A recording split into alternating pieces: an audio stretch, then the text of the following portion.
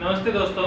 आज देखो आज लोक देवता तो हमने कंप्लीट कर ही लिए थे। लोकगीत आज आखिरी क्लास है। लोकगीतों को भी हम कंप्लीट कर ही लेंगे धीरे धीरे। और आज हम समापन की ओर बढ़ रहे हैं लोकगीतों को। तो देखिए आप मेरे साथ में लोकगीत चल ही रहे थे। हमने लोकगीत बहुत सारे पढ़ लिए थे। बहुत सारे डोला मारू की, मोमल महेंद्र की प्रेम कथा से संबंधित और विवाह के गीत वगैरह सब कुछ पढ़ लिया था हमने। और मैं आशा करता हूँ कि आप सभी ने याद भी कर लिए हैं, अच्छे से नोट्स भी बना लिए हैं और ऑब्जेक्टिव क्वेश्चन निकाल रहे होंगे आप लोग सभी और अपनी तैयारी को मजबूत कर रहे होंगे। तो फिर आइए चलो हम अपनी तैयारी को मजबूत की तरफ और बढ़ते हैं। और कुछ लोकगीत हैं अपने, उन सभी लोकगीतों को आज हमारे साथ बने हुए हैं और हम यहाँ पर अभी बोर्ड पर सभी को यहाँ पर लेके आते हैं और आपके सामने उजागर करके उनको सभी को समापन की ओर बढ़ते हैं। तो देखिए हमारे साथ बने रहिए और लोकगीतों के साथ आज हम इस क्लास को पूरा करने के साथ ही लोकगीतों को भी कंप्लीट करते हैं और इसके साथ हमारे 2 टॉपिक कंप्लीट हो जाएंगे। तो देखो मैंने 10 लोकगीत अन्य लोकगीतों में भी आके पहले करवा दिए थे और अन्य लोकगीतों के अंदर 10 लोकगीत लगभग डोला मारो तक पढ़ा दिया था। तो चलो आगे देखते हैं। आज आगे देखो 11वें नंबर का लोकगीत देखिए, फिर आगे पढ़ेंगे धीरे धीरे। केसरिया बालम।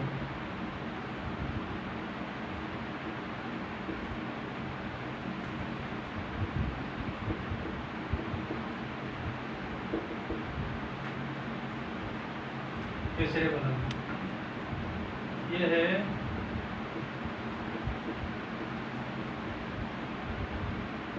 मारवाड़ का प्रसिद्ध है।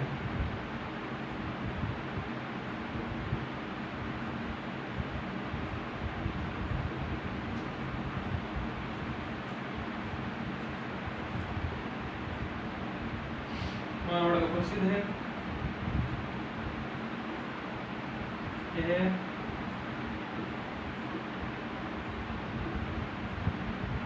राजस्थान का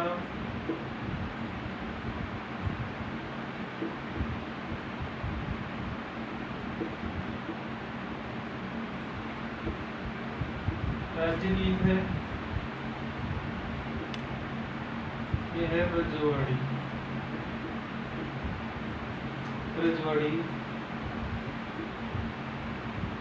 यह गीत है। साथ में लिख के जब ताकि हमारे को टाइम थोड़ा कम लगे, हम जल्दी से क्लास को पूरा कर दें और इन लोकगीतों को कंप्लीट कर दें। साथ में लिखते चलिए। ये रजवाड़ी वीर गीत है। रजवाड़ी वीर गीत है, मारवाड़ का प्रसिद्ध है। यह राजस्थान का राज्य गीत है, रजवाड़ी वीर गीत है। इसे सर्वप्रथम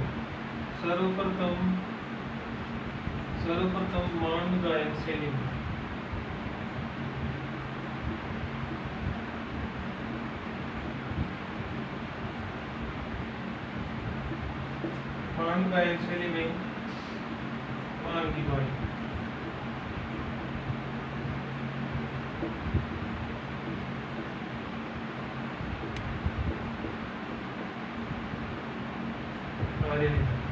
मांगी बाई इस गीत की कलाकार थी। इन्होंने सर्वप्रथम मांड गायन शैली में एक गाने की एक शैली होती है जिसके अंदर महिलाएं अपना जो भी यंत्र वगैरह होते हैं उसको यूज करके गाने को सुरीली राग के अंदर पेश किया जाता है इसके अंदर। इसलिए मांड गायन शैली में सर्वप्रथम मांगी बाई आर्य ने गाया था। फिर इसे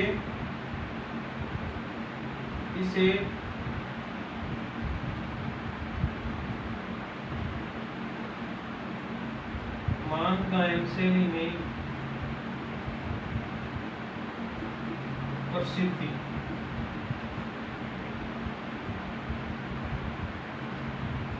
मांड गायन शैली में प्रसिद्धि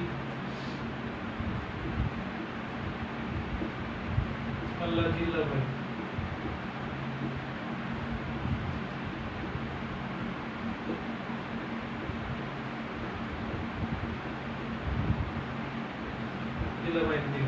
तो देखो एक केसरिया बालम है, यह मारवाड़ का प्रसिद्ध है। यह राजस्थान का राज्य गीत है। यह रजवाड़ी वीर गीत है।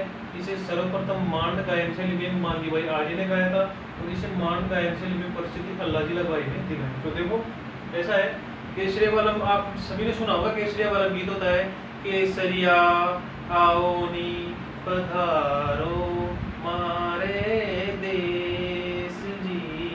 ऐसा कुछ राग होती है, हमने सभी ने सुन रखा है वैसे तो, मैंने इसके दो बोल बोल के बताया आपको ताकि आपको पता चल जाए कौन सा गीत है। ये वही गीत है जो हम ज्यादातर सुनते हैं। फिर देखो आगे 12 नंबर का है मेहंदी। मेहंदी तो सभी जानते हैं, राजस्थानी परंपरा में मेहंदी कब लगाई जाती है? यह है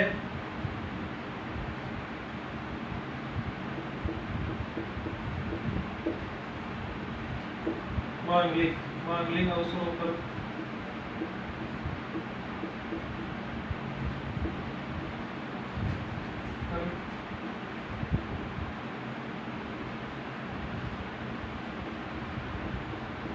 मेहंदी लगाते समय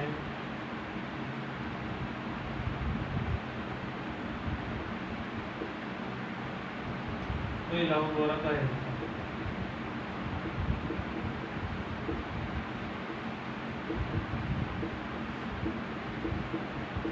तो मेहंदी जैसे हाथों में मेहंदी लगाते हैं तो वो एक श्रृंगार का काम आती है, तो इसको श्रृंगार गीत भी वगैरह बोलते हैं, जो भी है आपको इतना ध्यान रखो बस। मांगलिक अवसरों पर मेहंदी लगाते समय गाया जाता है। तो केसरिया बालम और मेहंदी दो लोकगीत हैं, इनको जल्दी से उतार लो, जल्दी से स्क्रीनशॉट लो, फिर आगे बढ़ते हैं। आज कंप्लीट करना है टॉपिक को।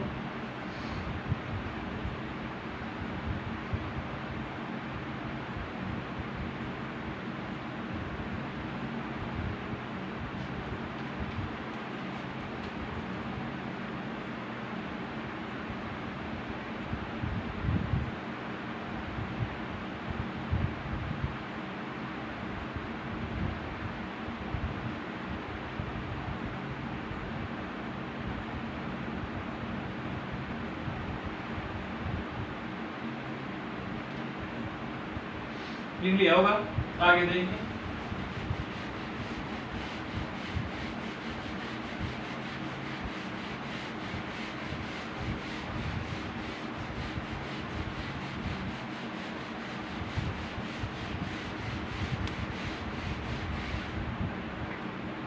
देखिए 13 नंबर का है,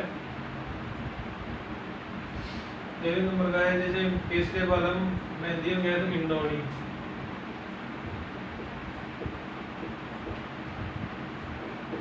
देखो इसके अंदर देख क्या है, पानी भरते समय जो पनिहारियां, जो पानी पनघट मतलब जहाँ पर जो परिंदा बोलते हैं हमारे राजस्थानी भाषा में, और उस पनघट के अंदर जो पानी भर के हमारी हांडियों में लेके आते थे उनको बोलते हैं पनिहारी। तो पनिहारियां पानी भरने के बाद के अंदर जो पानी को वहां पर लेके आते थे, तो उस समय जो गीत गाया जाता था उसको बोलते हैं इंडोनी गीत। तो देखो ये बोलते हैं पानी भरते समय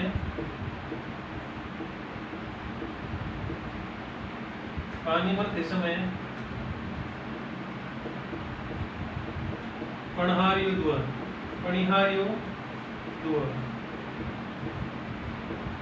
द्वारा गाया जाता है। फिर देखो 14 नंबर का है कागा। यहाँ पर कागा से मतलब यहाँ पर कोई से होता है। देखो हमारी राजस्थानी परंपरा में आज भी ऐसे मानते हैं, जैसे सुबह सुबह या कभी भी जैसे कोआ होता है ना, पहले कलर का जो कोआ, तो कोआ चहचहाता है, कोआ बोलता है, तो जब हम ऐसा समझते हैं कि भविष्य के अंदर आज शाम तक या फिर कल तक कोई मेहमान आने वाले हैं, तो कोए को हमारी राजस्थानी परंपरा में अतिथियों के आगमन का सूचक माना जाता है। तो फिर देखो यहाँ पर कोए को राजस्थानी परंपरा में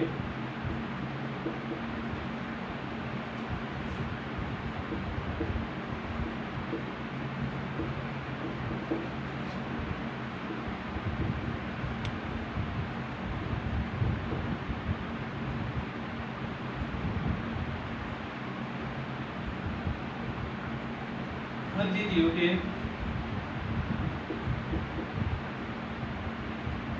आगमन का सूचक माना जाता है।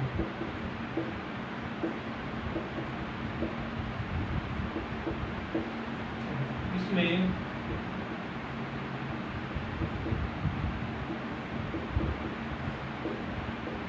नायका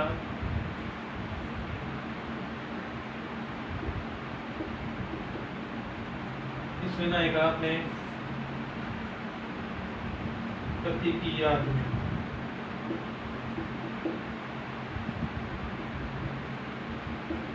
कोई को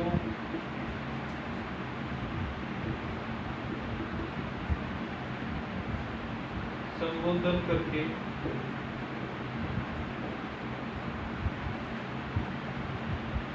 गीत गाती। तो पुराने जमाने से कथा चली आ रही है, उड़े उड़े रे मारा कागा रे कागला जद मारा पीवे जी करे आवेला। तो ये जो बोल है ना, तो वो बोल है कागा लोकगीत के। तो ऐसे जो गीत गाए जाते थे पुराने जमाने के अंदर, तब माना जाता था कि कोई को संबोधन इसलिए किया जा रहा है कि कोया जा करके उनके पति को बोलेगा और फिर वो घर आएंगे, ऐसा माना जाता था। और उससे वहां से लेकर अब तक ये प्रथा चली आ रही है, ये परंपरा है हमारे राजस्थान संस्कृति में। माना जाता है कि कोई को अतिथियों के आगमन का सूचक माना जाता है। फिर आगे देखो, ये है पिंडोनी हो गया, पानी भरते समय पनिहारी द्वारा गाया जाता है। फिर कागा है, कोई को राजस्थानी परंपरा में अतिथियों के आगमन का सूचक माना जाता है। इसमें नायिका अपने पति की याद में कोई को संबोधित करके गीत गाती है। ठीक है, फिर देखो पनिहारी।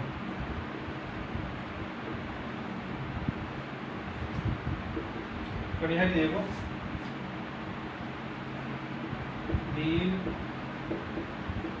जाति की महिलाओं द्वारा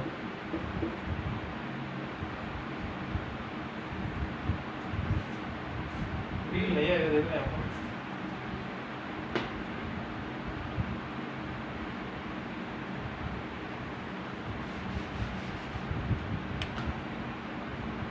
कालबेलिया।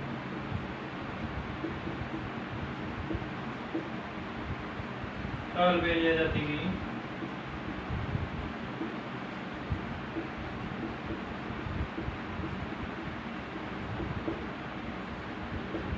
महिलाओं द्वारा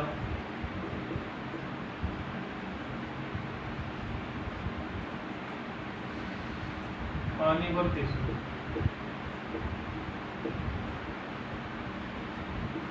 गाया जाता है।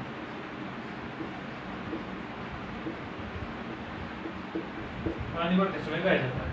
तो ये देखो पिंडोनी, कागा और पनिहारी। अब आप इनका स्क्रीनशॉट ले, फिर आगे बढ़ते हैं जल्दी से।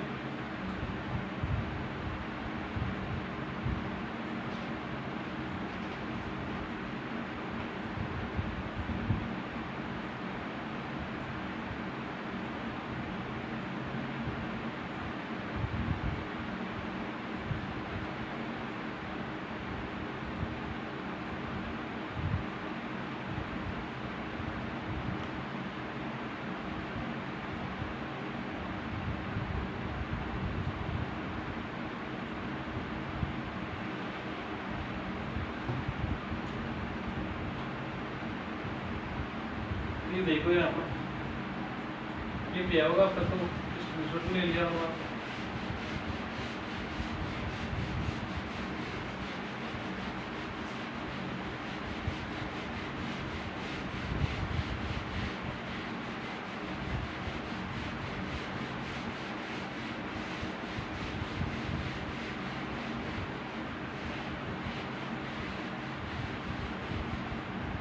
एक सेकंड,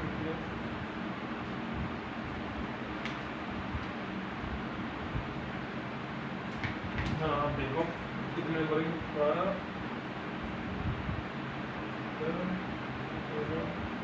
जो भी हो गया होगा, 10 से 11 12 13 14 15 16 नंबर है,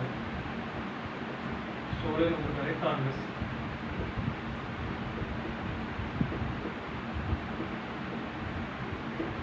कांग्रेस की तो ये देखो, ये है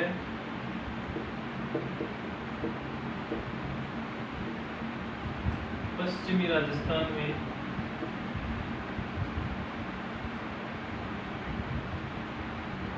पश्चिमी राजस्थान में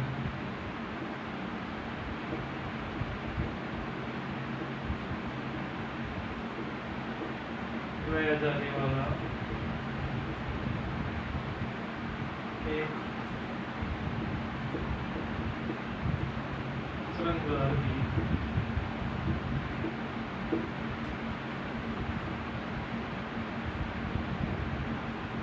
यह गणगौर के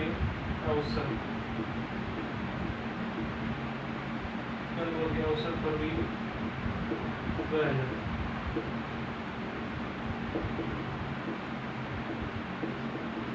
गणगौर के अवसर पर भी गाया जाता है। तो कांग्रेसियों, ये पश्चिमी राजस्थान में गाया जाने वाला एक श्रृंगार गीत है। यह गणगौर के अवसर पर गाया जाता है। मारो छेल बवरेरो कांग्रेसियों गिण जाने गई रे। ये जो बोल है ना, वो है इस गीत के। आप सभी ने सुने होंगे, लेकिन कभी इनका नाम जानने की कोशिश नहीं की होगी। अभी हमारे कंपटीशन के अंदर इनका नाम जानना पड़ता है, इसलिए मैं बता रहा हूँ। और कुछ कुछ गीत जैसे मेरे को आते हैं, मैं जिनको गा सकता हूँ उनको मैं गा के बता रहा हूँ। वैसे देखो, राग इतनी अच्छी हो या ना हो, लेकिन मेरा पर्पज ये है कि आपको मैं समझा सकूँ अच्छे से, इसलिए। फिर देखो 17 नंबर का है जीरा।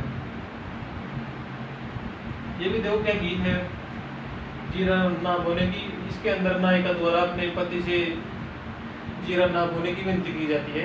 और हाड़ौती क्षेत्र के अंदर ये विशेष तौर से गाया जाता है। वहाँ पर जीरा ना बोने की विनती इसलिए की जाती है क्योंकि वहाँ पर जीरे की फसल की वजह से जो भी नुकसान वगैरह जो होता है, ऐसी मान्यता होती है, इसलिए वो पत्नी द्वारा पति को मना किया जाता है। और वो नहीं मानते तो फिर इससे समझते एक गीत जुड़ गया, बस इतना सा है इसका। तो देखो, पत्नी द्वारा पति से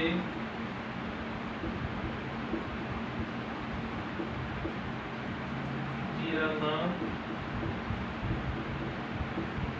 बोने की विनती की जाती है। विनती की जाती है। ये है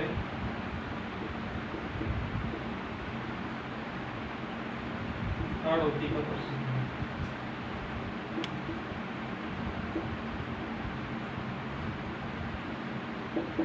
ये हाड़ौती का प्रसिद्ध। तो जीरा पत्नी द्वारा पति से जीरा ना बोलने की विनती की जाती है, ये हाड़ौती का प्रसिद्ध है। फिर 18 नंबर का है, इसमें बिछुड़ो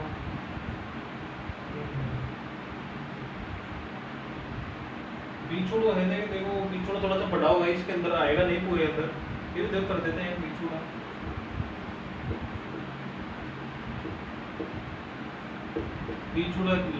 बिछुड़ा लौकी, इसमें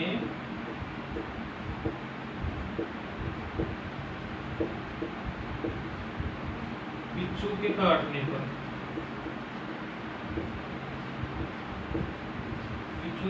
पर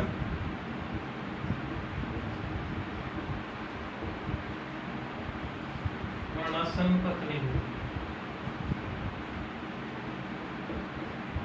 पत्नी द्वारा पति को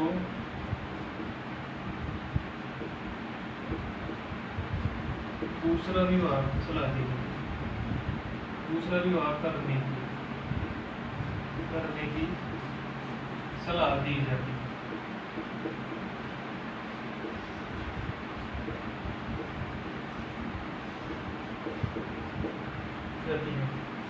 ये भी देखो, ये है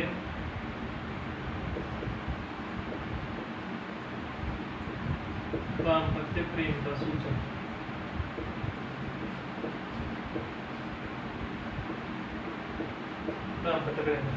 तो बिछुड़ा लोकगीत, इसे बिच्छू के काटने में वर्णासन जो पत्नी होती है, पति को बोलती है कि आप दूसरा विवाह कर लीजिए। इसको संबोधित करते हुए ये गीत बना हुआ है, इसके ऊपर आधारित है। फिर देखो कांग्रेसी, जीरा और बिछुड़ा। फिर आगे देखते हैं, आप जल्दी से उतार लीजिए वो।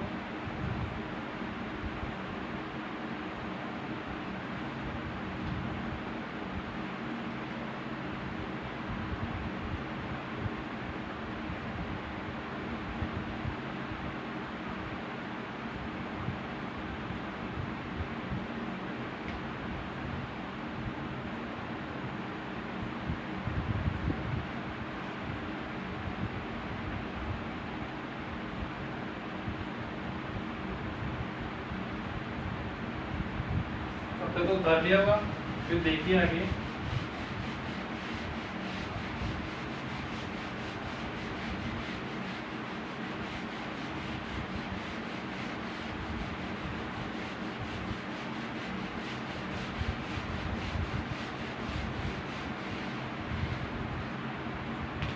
तो देखो 19 नंबर पर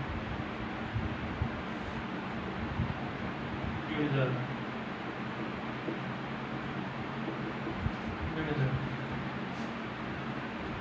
तो गिर जा रहा, देखो ये है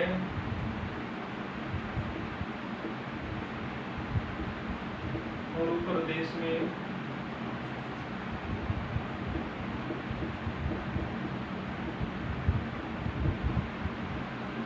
प्रदेश में कराया गया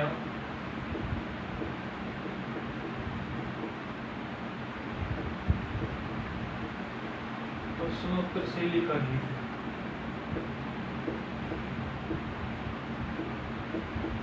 प्रश्नोत्तर शैली का गीत मतलब इसके अंदर नायिका भी गाना जैसे भी गीत गाना शुरू करती है तो नायिका अपना गीत के माध्यम से कोई क्वेश्चन करती है, फिर सामने से भी वो कुछ जवाब देता है, फिर क्वेश्चन करता है, तो ऐसे ये गीत बना हुआ है, इसलिए प्रश्नोत्तर शैली का गीत होती है। फिर है 200 देखो अपने इतिहास में पढ़ोगे, जब मैं मारवाड़ आपको पढ़ाऊंगा तो मारवाड़ के अंदर बताऊंगा कि 200 ये मारवाड़ का राज्य गीत है। तो बस इतना ही यहाँ पर देखो मारवाड़ का राज्य गीत।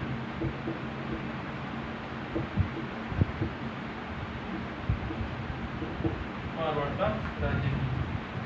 फिर देखो 21वें नंबर का लावणी।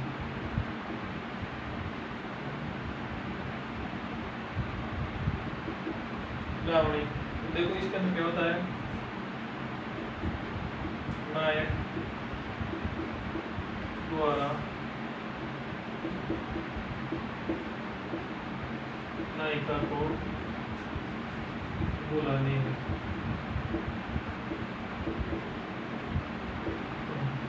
इसको ऐसे समझो, जब हमारे राजस्थान के अंदर जब फसलों को काटा जाता है पकने के बाद तो उसको लावणी बोलते हैं, और उस समय लावणी गीत उस पति द्वारा गाया जाता है जब उसको लावणी करनी पड़ती है और उसका मन नहीं लगता, तो वो अपनी पत्नी को बुलाने के लिए, अपनी नायिका को बुलाने के लिए ये गीत गाता है और उसको बुलाकर साथ के अंदर वो लावणी की जाती है। तो इस तरीके से आप याद रख सकते हो, उस समय गाया जाता है। फिर है लावणी। जब ये आपका कुछ न हो इसलिए मैंने साथ लिया है। लावणिया कोई विशेष नहीं है, लेकिन ये बस माता जी की आराधना में गाया जाता है।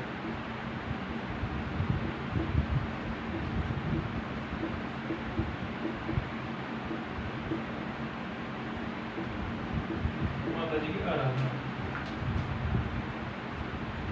फिर है 23वें नंबर दारुणी। दारुणी इसके अंदर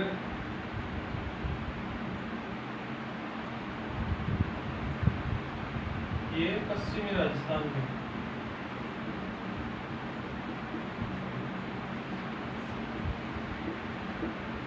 दारू पिलाते समय गए।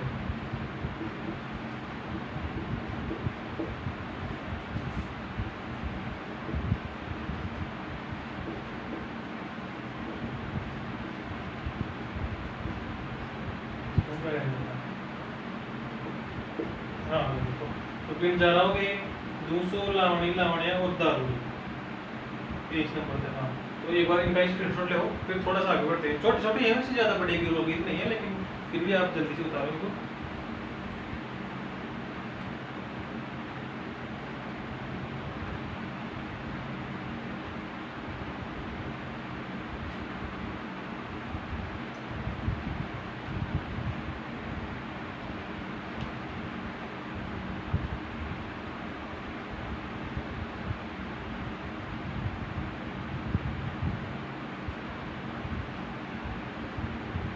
ले लिया होगा अब तक तो, इधर आगे देखो।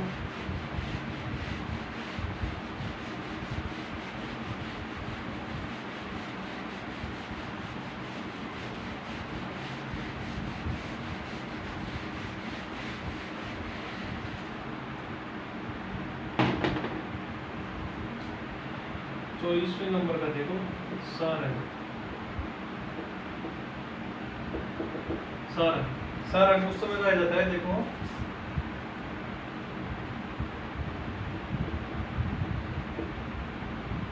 दोपहर के समय।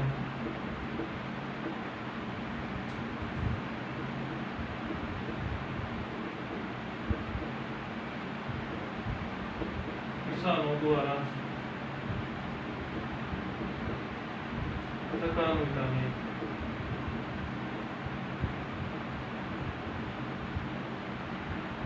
तो सारंग गीत कोई विशेष नहीं है, लेकिन दोपहर के समय किसानों द्वारा थकान मिटाने को गाया जाता है।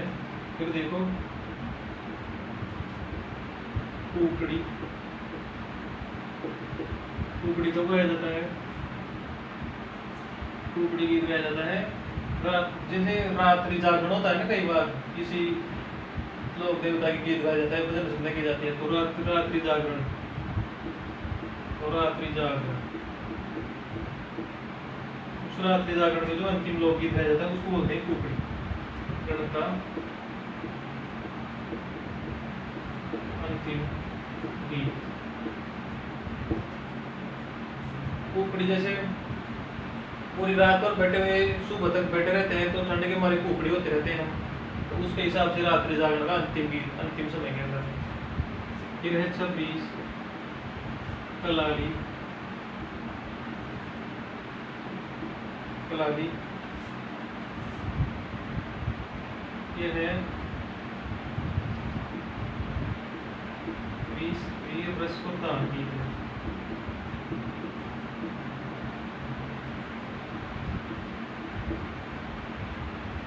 ये है दारू क्रेता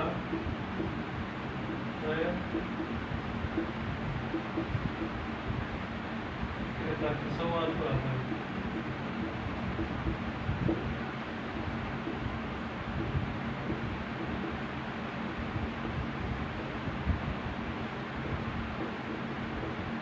संवाद पर आते हैं। फिर देखो 27वें नंबर का है दापा। इसमें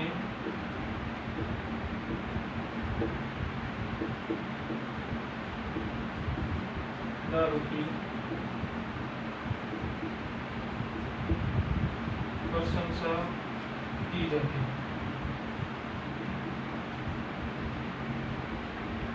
प्रशंसा की जाती है। तो देखो सारंग लोकगीत दोपहर के समय किसानों द्वारा थकान मिटाने हेतु, कुकड़ी रात्रि जागरण का अंतिम गीत, कलाली यह वीर रस प्रधान गीत है, दारू क्रेता विक्रेता के संवाद पर आधारित है।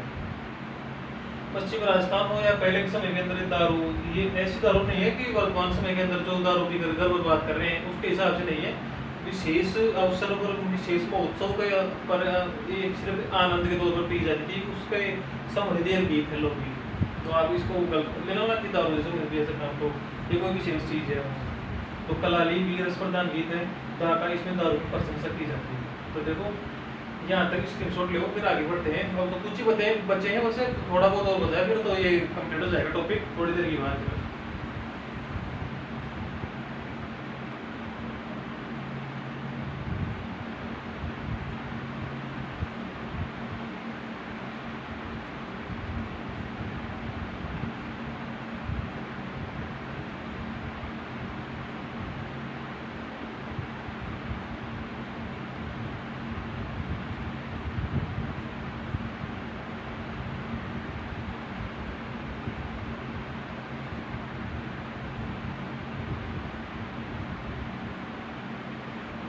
आगे देखिए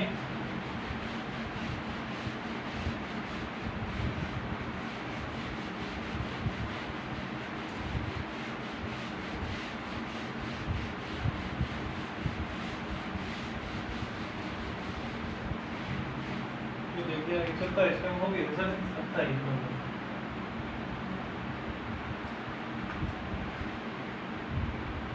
वर्ष से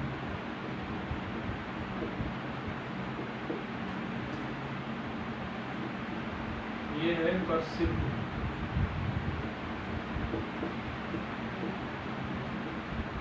प्रसिद्ध व्यक्ति की मृत्यु पर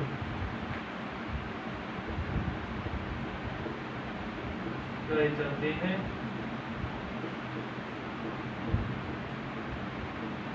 जिसमें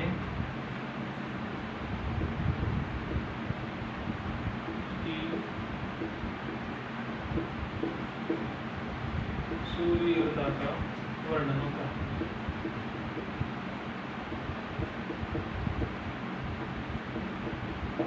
प्रसिद्ध व्यक्ति होता है, जैसे कोई भी मान लो, जैसे पृथ्वीराज राठौड़ ने भी लिखे थे, पृथ्वीराज राठौड़ के भी मरस्या लिखे गए हैं। राठौड़ ने डिंगल शैली के अंदर बहुत सारे राजा महाराजों की मरस्या लिखे थे। तो मरस्या के अंदर देखो ये गीत से संबंधित होते हैं, लेकिन इसके अंदर मृत्यु के बाद के अंदर उनकी शूरवीरता का वर्णन किया जाता है, उसको मरस्या बोलते हैं। और ऐसा एक सामान्य व्यक्ति की वजह देते वहां पर होता है हर्जस। अब ये सब आप याद करो, जैसे वर्तमान समय में हर्जस तो गाए जाते हैं। तो जैसे मान लो कहीं कहीं किन्हीं सामान्य लोग, हमारे राजस्थान के अंदर सामान्य तरीके से किसी भर्ती हो गई, सामान्य इंसान ही था, तो वहाँ पर महिलाएं इकट्ठे होकर के जैसे वहाँ पर वो गीत वगैरह गाती हैं। हालांकि वो गीत खुशी से संबंधित नहीं होते हैं, थोड़े दुख भरे गीत होते हैं। तो उस समय जब गाते हैं तो लास्ट में मान लो किसी के द्वारा हर्जस नहीं गाया जाता है, तो उनको महिलाओं द्वारा गाया जाता है, अरे हम तो जाने वाले हैं, अब तो हर्जस तो गा ही नहीं, मेरी चीज तो रही गई, हर्जस तो गा ही नहीं। उस समय बोला जाता है कि हर्जस से इसके अंदर हम सामान्य जो व्यक्ति की मृत्यु हो जाती है तो उनके बारे के अंदर उनके कृष्ण और भक्ति से संबंधित जो भी गीत गाए जाते हैं उनका नाम लिया जाता है, उनको बोलते हैं हर्जस। जिसके अंदर से कृष्ण भगवान के और राम से संबंधित जो भी नाम लिए जाते हैं उनको बोलते हैं हम हर्जस। तो सामान्य व्यक्ति आप नॉर्मल वे में हम सभी जानते हैं हर्जस क्या होता है, वैसे तो हाँ। तो ये देखो हर्जस है, शेखावाटी में ऐसे संपूर्ण राजस्थान में गाया जाता है, लेकिन शेखावाटी में विशेष तौर से गाया जाता है। शेखावाटी में वृद्ध व्यक्ति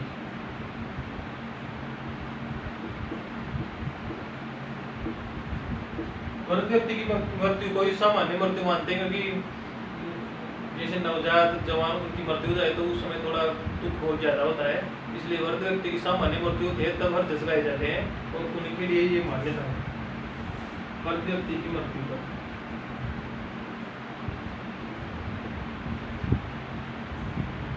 इसमें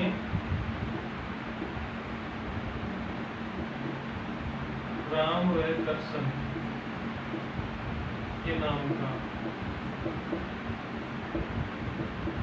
उल्लेख होता है।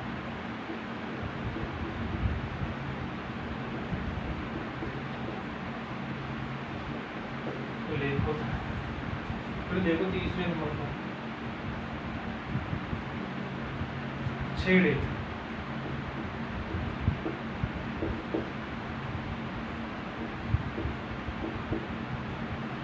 नवजात शिशु को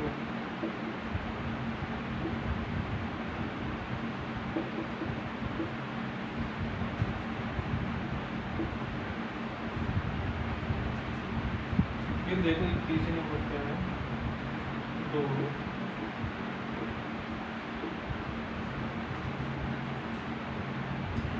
नवजात शिशु की मृत्यु को छेड़े डोरो है, ये है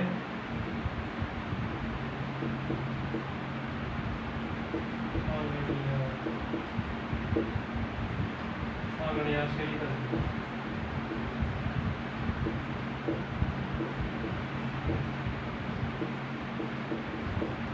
देखो मरस्या प्रसिद्ध व्यक्ति की मृत्यु पर हर्जस शेखावाटी में या सामान्य तौर पर राजस्थान के अंदर वृद्ध व्यक्ति सामान्य मृत्यु पर इसके अंदर राम और कृष्ण के नाम का उल्लेख होता है, हर्जस बोलते हैं। छेड़े नवजात शिशु की मृत्यु पर, और डोरो ये है नॉर्मल गीत है, मतलब मांगड़िया शैली के अंदर गाया जाता है उसी तरह। तो इतना स्क्रीनशॉट लो, फिर जल्दी से आगे बढ़ते हैं।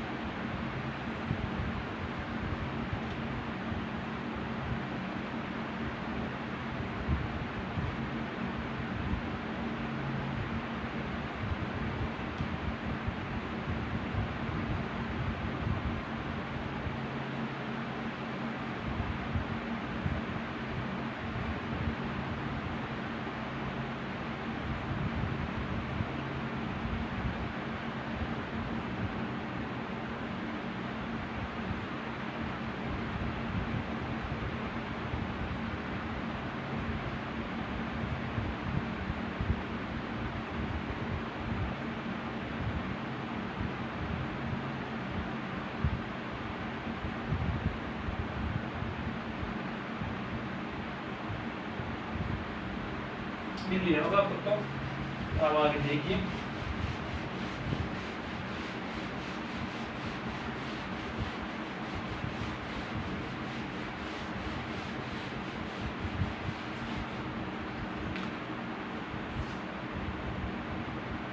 बत्तीसवें नंबर का देखिए, हर रो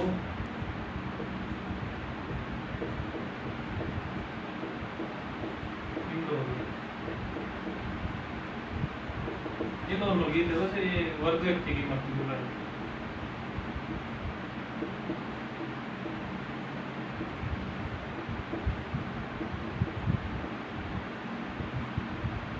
वर्ग व्यक्ति की मृत्यु पर हर रोहित टोलो वर्ग व्यक्ति की मृत्यु पर कहा जाता है, और हर जस भी सामान्य तौर पर कहा जाता है, लेकिन हर जस के अंदर क्या है इंपॉर्टेंट क्या है, उसमें राम और कृष्ण के नाम का उल्लेख होता है, तो ये याद रखना।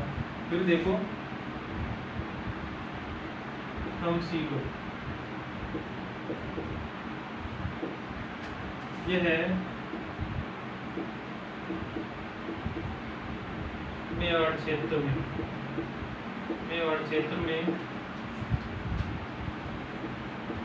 भील स्त्री पुरुषों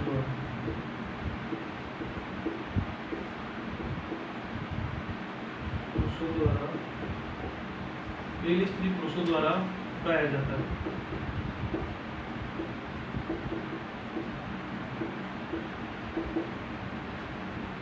फिर देखो 34 सुवटी है, सुवटी एक तोता होता है, सुवटी राजस्थानी संस्कृति में सुवटिया तोता को बोलते हैं। तो ये देखो भील स्त्री द्वारा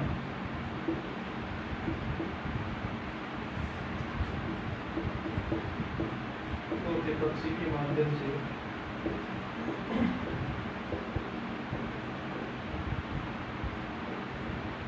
तोते पक्षी के माध्यम से अपने पति को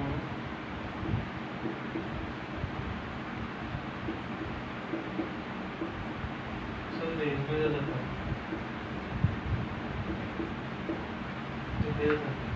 फिर देखो 35 हीड व हर्ड, ये देखो भील किशोर बालकों द्वारा दीपावली पर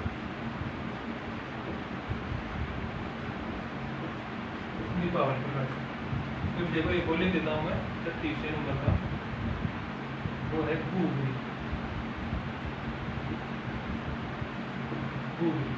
ये देखो बच्चे के जन्म पर महिलाओं को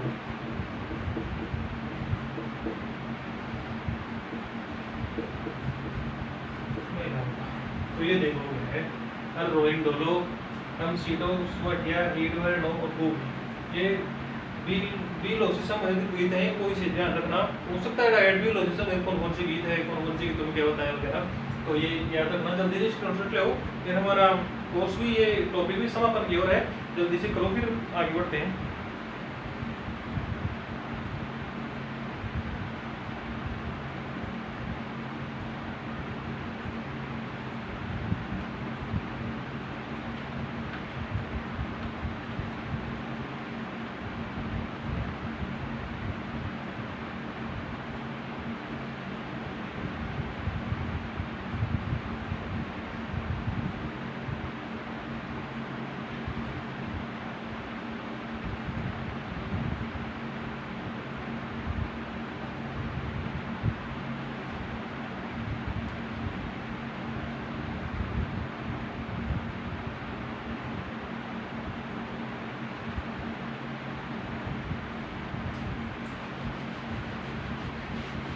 आगे देखते हैं।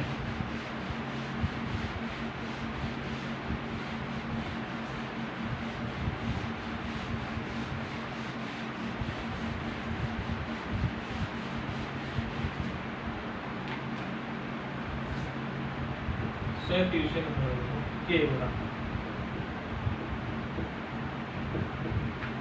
देखो ये है एक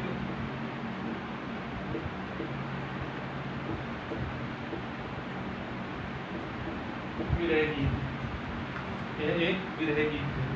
ये देखो 30वां बदा हुआ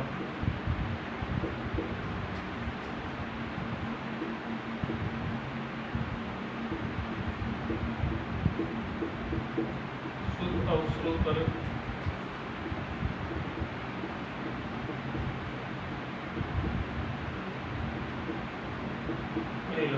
इसमें देखो बदावा से नाम है बदावा बढ़ाना। शुभ अवसर पर महिलाओं द्वारा जो परिवार का जो मुख्य होता है ना, जिसके आश्रित परिवार के सभी सदस्य होते हैं, तो उनकी उम्र बढ़ाने से संबंधित ये गाना, ये सॉन्ग, ये मतलब ये गीत गाया जाता है, लोकगीत। तो इसके अंदर शुभ अवसर पर महिलाओं द्वारा ये गीत गाया जाता है बदावा। फिर है हालरी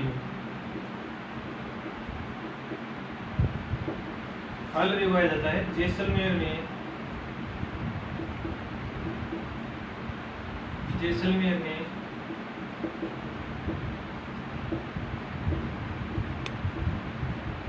बच्चे के जन्म पर हालरी गाया जाता है।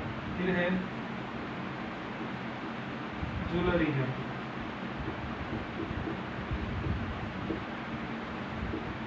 जुलरिया, जुलरिया गाया जाता है। देखो ये जुलरिया मतलब नॉर्मल बालिकाएं करती हैं, तो जैसे घूमर नृत्य होता है, तो ये गीत है, तो इसको बोलते हैं महिलाओं द्वारा, मतलब महिलाएं तो नहीं है यहाँ पर, बालिकाओं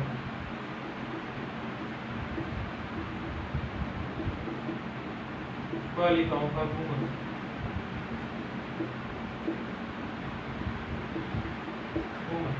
घूमर लोक नृत्य है, तो उससे संबंधित जो गीत है जुलरिया, उसको बालिकाओं का घूमर बोलते हैं। फिर है जुलरिया बालिकाओं का घूमर है। और फिर है जैसे केवड़ा, यह गृह गीत है। बदावा शुभ अवसरों पर महिलाओं द्वारा गाया जाता है। हालरियो जैसलमेरी बच्चे के जन्म पर गाया जाता है। फिर जुलरिया आ गया बालिकाओं का घूमर बोलते हैं इनको। फिर आ गए देखो पवाड़ी,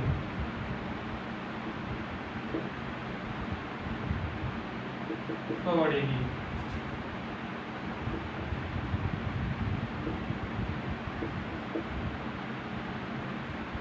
देवताओं की गीत, इतना ही देवताओं की गीत। और फिर है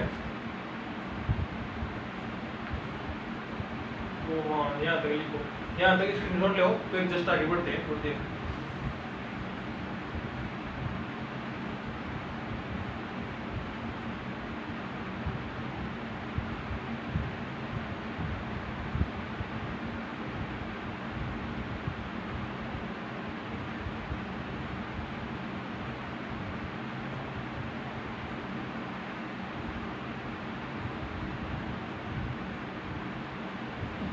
अब देखिए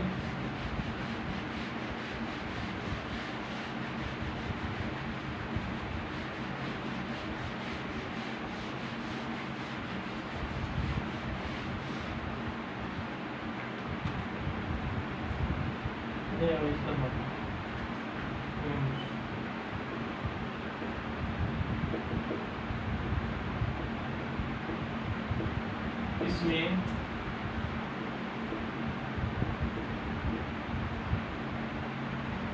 गर्भवती महिला द्वारा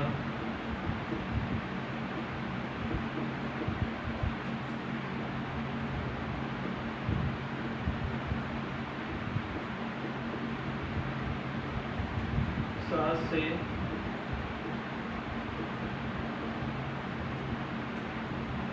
आने की चीजों की मांग की जाती है।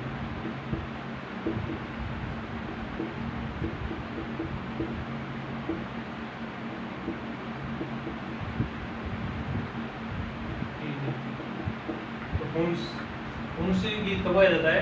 एक गर्भवती महिला द्वारा सांस से खाने की चीजों की मांग की जाती है, उसमें उन गीत के द्वारा अपनी व्यथा व्यक्त की जाती है। फिर देखो मैं 3 लोकगीत लिख रहा हूँ यहाँ पर, 43, 44, ये है पटेलिया पीछे और लाल, ये तीन उगाए जाते हैं मेवाड़ के पर्वतीय क्षेत्र में।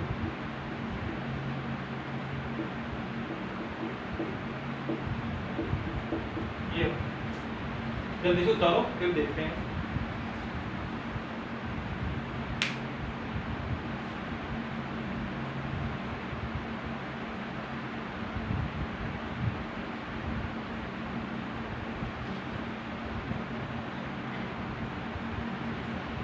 तो देखो उतार लिया होगा अभी तो, और वो इंतजार की घड़ी आ गई है जब हमारा ये लोकगीत टॉपिक कंप्लीट हो गया है।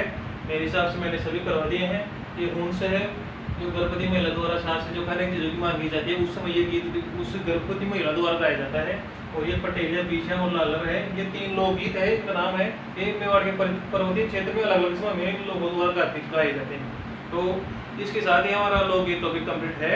मैं आशा करता हूँ कि आपको समझ में और इसको पढ़ने में बहुत मजा आया होगा और आप अपनी तैयारी को आगे जाकर मजबूत कर रहे होंगे। मैं तो यही आशा करता हूँ कि आप अपनी तैयारी को इतना मजबूत कर लीजिए कि जब एग्जाम देने आप एग्जाम हॉल के अंदर बैठो तो सिर्फ आपको सिर्फ OMR मार्कशीट भरने का समय लगना चाहिए, ना कि आपको क्वेश्चन को देखना समझने की जरूरत पड़े। आप इसी तरीके से मेहनत करते रहेंगे। हम भी, मैं और मेरी टीम लगे हुए हैं। बस थोड़ा सा समय इसलिए लग रहा है क्योंकि ऑथेंटिक बुक से जो मैटर तैयार किया जाता है उसके अंदर थोड़ा समय देखो लगता ही है। बिना मतलब का कंटेंट तो आप कहीं से भी बाजार से भी उठा सकते हो, लेकिन सिलेक्टिव मैटर और सिलेक्टिव चीज़ें इकट्ठी करने के लिए थोड़ा समय लगता है। और हम ऐसे ही देखो क्लास नहीं बना सकते। क्लास बनाने के लिए थोड़ा सा देखो मैटर, मेरे पास कंटेंट होना चाहिए। मेरी टीम तैयार करती है, फिर मैं उसको देखता हूँ। उसको देखने के बाद मैं उसके अंदर जो अशुद्धियाँ हैं, गलतियाँ हैं, उसको छांट करके उसके बाद के अंदर मैटर में तैयार करने के बाद में यहाँ पर आपके सामने हाजिर होता हूँ। इसलिए थोड़ा सा टाइम लगता है। और मैंने आपको बताया भी था कमिटमेंट में, और फिर बोल रहा हूँ कि मार्च अप्रैल 2026 के बाद में जितनी भी राजस्थान के एग्जाम है उसके अंदर राजस्थान की संस्कृति और राजस्थान का इतिहास जिन एग्जाम उसके अंदर आता है, वहाँ पर हमारी क्लास से एक क्वेश्चन भी बाहर नहीं जाने दूंगा मैं। और वहाँ से आपको RS लेवल तक कहीं से भी पढ़ने की जरूरत नहीं पड़ेगी। ये है हमारा मानना है। बाकी और तो कोई दिक्कत नहीं है, धीरे धीरे सुधार होगा चीज़ों के अंदर।